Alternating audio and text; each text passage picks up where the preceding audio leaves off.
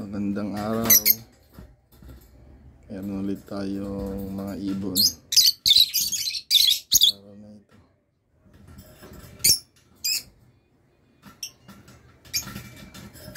Galing sila sa vegan. Ayan, thank you kay Sir Aldrix Campos. Thank you sir na hinatid pa.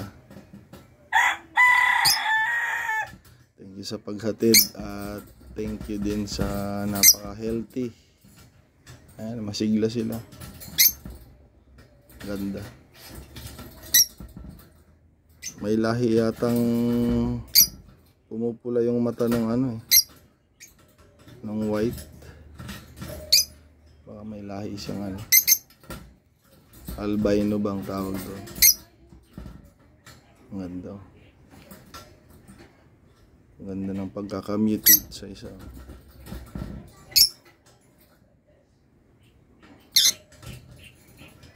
Okay, so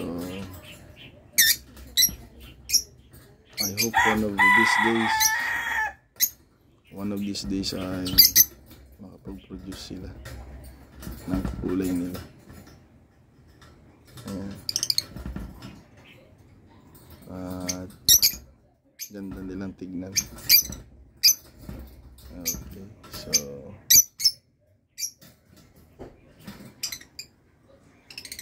ayan. Ito yung iba nating mga ibon.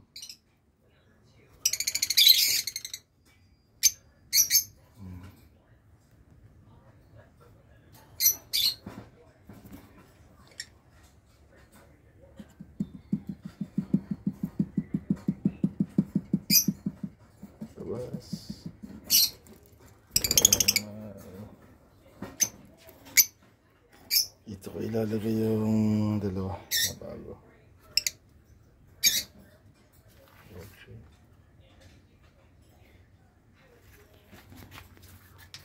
Meron pa tayong cage dyan na paglalagyan natin. Ito sila. They're from vegan. Yeah. Thank you. Pagaganda nilang alagaan. Kaka-enjoy mag-alaga ng lovebirds. Okay, so hoping isang araw kami naman ang mag-guide sa mga beginners pag natuto kami. Kami naman ang mag-assist at aalalay. Kaya maraming salamat sa inyo mga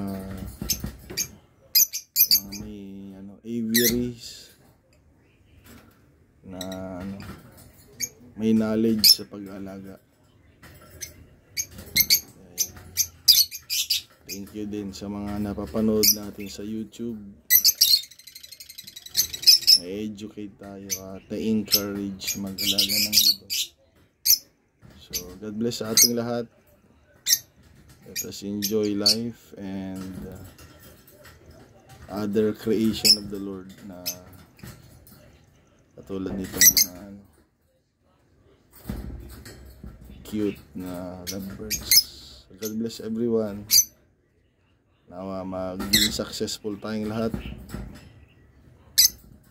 Mula ngayong December 2022 hanggang sa darating na mga taon pa. Thank you all. God bless.